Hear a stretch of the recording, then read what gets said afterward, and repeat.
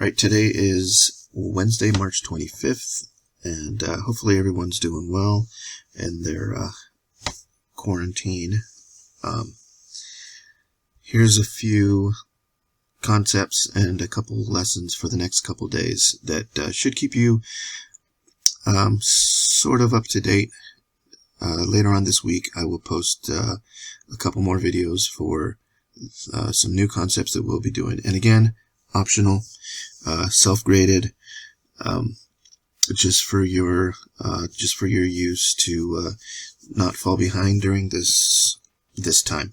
Okay, so I'll post what at the end of these slides will be the lessons that follow up the independent practice for these are sections 7.2.4 and 7.2.5. The assignments that should have been would have been assigned last Thursday and Friday. So it was basically the idea of slope and how it relates to ratios. So that's what this lesson is going to pretty much be on. The slope, first of all, is the steepness of a line, and I think I went over it in my last video, and that's rise over run. The rise is the vertical change, how it goes up and down the grid, and the run is a horizontal change, left to right. So when we're looking at the grid, you have a line that goes through 2 points.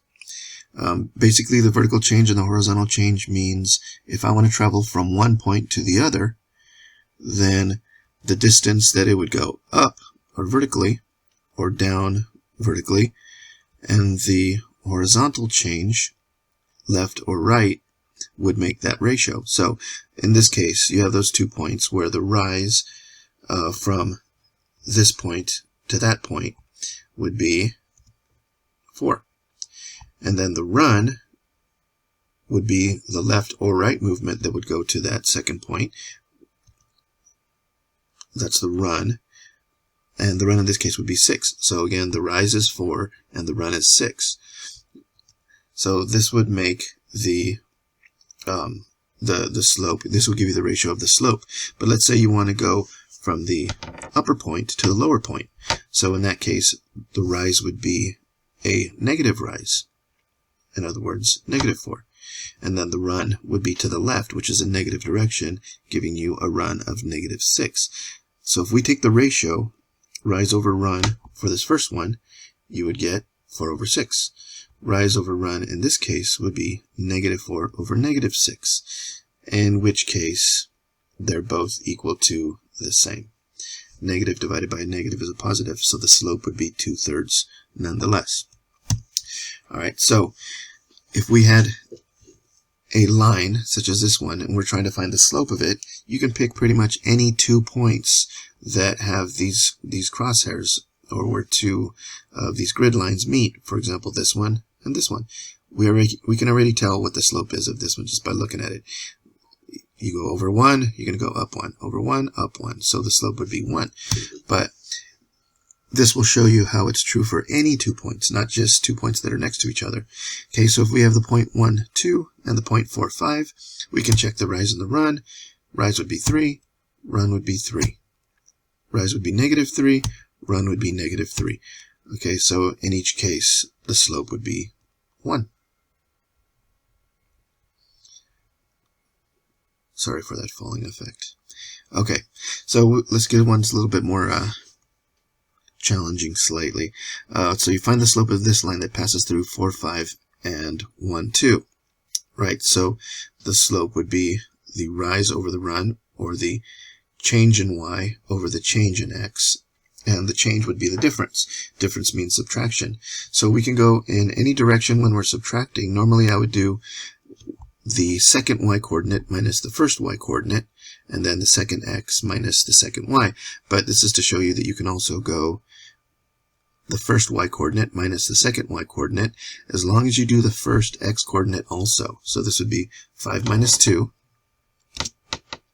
over 4 minus 1. The x is x1 minus x2. Right? 5 minus 2 is 3. 4 minus 1 is 3. So this will give you a slope of 1. Okay, so there's 4 different types of slopes, and one would be of a line that looks like this. This is a positive slope. One that appears like this would be a negative slope. Then you have the zero slope, and lastly is the undefined slope. So just a quick explanation of those and the difference between them. Positive slope would be if you're moving from left to right along this line, you're going in a positive upward direction. Left to right, we're going in a negative direction. You're always going left to right. In the zero slope, so this one needs a little bit more explanation. When you're going from left to right, you'll see that there's no rise.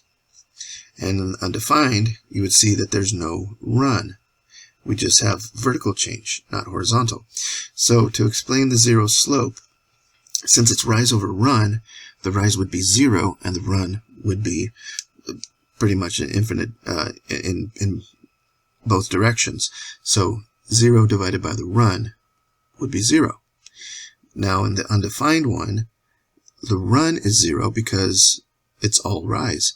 And the basic rule that you shall not divide by 0, you can't divide by 0, makes it undefined because the run is obviously the denominator in the ratio. Alright, so if we're finding a slope of this line that passes through 1, 5, and 4, 1, go ahead and pause the video and find it yourself. Simple subtraction. So in this case, it'd be 5 minus 1 over 1 minus 4, which would give you negative 4/3. Okay, so if we're going to the other direction, you can do 1 minus 5 over 4 minus 1, just as long as you're consistent. 1 minus 5 over 4 minus 1. We will not be able to do 1 minus 5 over 1 minus 4, because then that would be subtracting in a different direction. Okay, so you can see in both these cases you get the same. What kind of slope is this? This is a negative slope, so that means it would be going downward.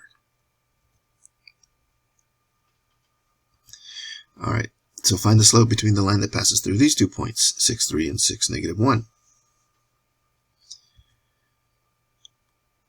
3 minus negative 1 over 6 minus negative 6. So this would be an undefined slope.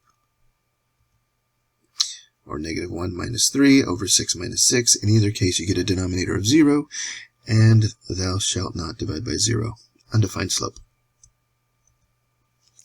Alright, so hopefully you got something out of that quick little slope review using ratios. Here are the problems that would have been assigned for independent practice. So let me know if you have any difficulty in those, and feel free to message me. Hopefully this helps. See you in a few days.